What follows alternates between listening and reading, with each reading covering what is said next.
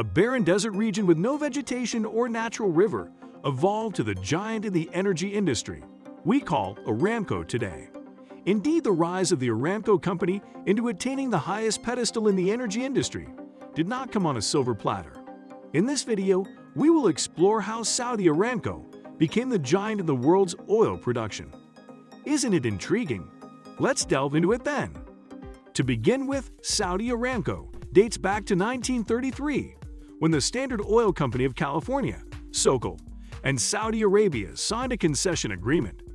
The California Arabian Standard Oil Company, CASOC, was formed as a subsidiary to oversee the arrangement. Oil exploration commenced in 1935 in the Saudi desert. SOCL began to search for oil on the eastern coast in Al-Hassa, but it was to no avail. Finally, in 1938, there was a breakthrough. Enormous quantities of oil were found at Dam M Well No. 7. Dam M No. 7, the Prosperity Well, laid the groundwork for Saudi Arabia's economic future and Saudi Aramco's success. At this point, the Saudi Arabians didn't have complete control over the Aramco oil due to their partnership with SOCL. Nonetheless, they will eventually have complete control over the Aramco oil, and we will be into the story of how that occurred soon. From the late 1940s onwards, the Aramco company developed from strength to strength, setting new records for oil production. Aramco was also making Saudi Arabia prominent for its energy along the road. In fact, in 1949, Aramco's oil production reached 500,000 barrels per day. Aramco had to boost its distribution activities in conjunction with its rapid expansion in oil output. Therefore, Aramco finished the world's longest pipeline, the 1,212-kilometer Trans-Arabian Pipeline, in 1950. The tap line connected eastern Saudi Arabia to the Mediterranean Sea, dramatically reducing the time and expense of shipping oil to Europe. Don't be too enthused with this achievement yet. Wait until we talk about Aramco Parallel Oil Water Gas Reservoir Simulator before you become overwhelmed by Saudi Aramco's achievement. Furthermore, after 2 years of investigation in the shallow seas of the Arabian Gulf, Aramco discovered the Safaniya field in 1951. It turned out to be the largest offshore oil field globally, far beneath the floor of the Persian Gulf.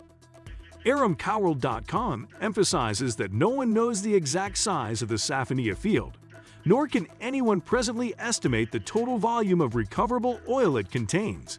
Again, Aramco's oil production surpassed 1 million barrels in a calendar year in 1958. By 1962, Aramco had reached yet another milestone, having produced 5 billion barrels of crude oil. By 1971, the Ras Tenura Marine Terminal's crude oil and petroleum product shipments of the Aramco company had reached 1 billion barrels per year for the first time. During the 1970s, Saudi Aramco not only established itself as a powerful economic force in Saudi Arabia, but also reconnected with Saudi Arabian roots.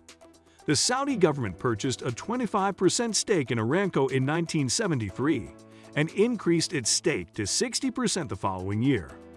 The Saudi government raised its ownership of Aramco to 100% in 1980.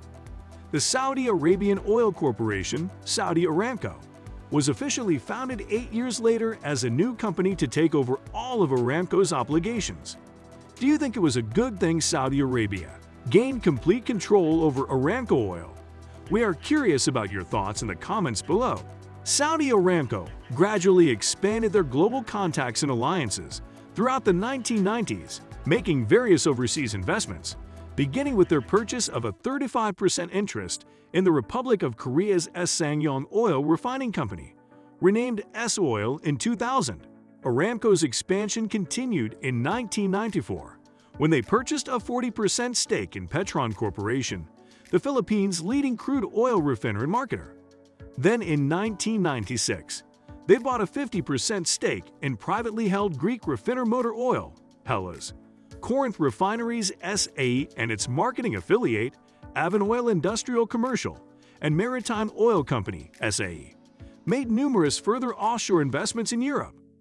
Using advanced innovations to extract crude oil became critical for Saudi Aramco. Therefore, they created Powers, Parallel Oil Water Gas Reservoir Simulator, in 1997. Powers is a high-resolution reservoir simulator that models and predicts the performance of supergiant reservoirs. It was so effective that it inspired Saudi Aramco to develop a more robust and accurate simulation software collection. If you find this video informative, check out our video about how Saudi Aramco IPO broke world records with the IPO deal. Not all, but Aramco created a state-of-the-art research and development center, R&DC, in Doran for their scientists in 2000 after first-hand witnessing the benefits of technological developments. In 2010, the Aramco company presented Gigapowers, the second generation of Powers, their unique gigacell reservoir modeling technology, highlighting their success in world-scale innovation. Then came TerraPowers, the industry's first trillion-cell reservoir simulation, 6 years later. In addition to that, Aramco went public with its accounts for the first time ahead of the Aramco IPO. So in December 2019, Saudi Aramco raised $25.6 billion, valuing Aramco at $1.7 trillion in its first public offering, IPO, by selling 3 billion shares at 32 reals, $8.53 each. Aramco's IPO has been dubbed the biggest IPO in history. In fact, during the IPO, analysts at Bernstein said that it was hard to evaluate a company like Aramco, which is likened to a monster oil company. Saudi Aramco also touched near-record levels during trading hours in October 2021, valuing the company at $2 trillion. Saudi Aramco continues to diversify itself for being the world's premier integrated energy enterprise. Looking ahead, we see a stronger Aramco company. If you found this video insightful, share it with any of your friends with an interest in history and might want to know how the oil giant Aramco attained its glory. Thanks for watching, and see you soon in the next video.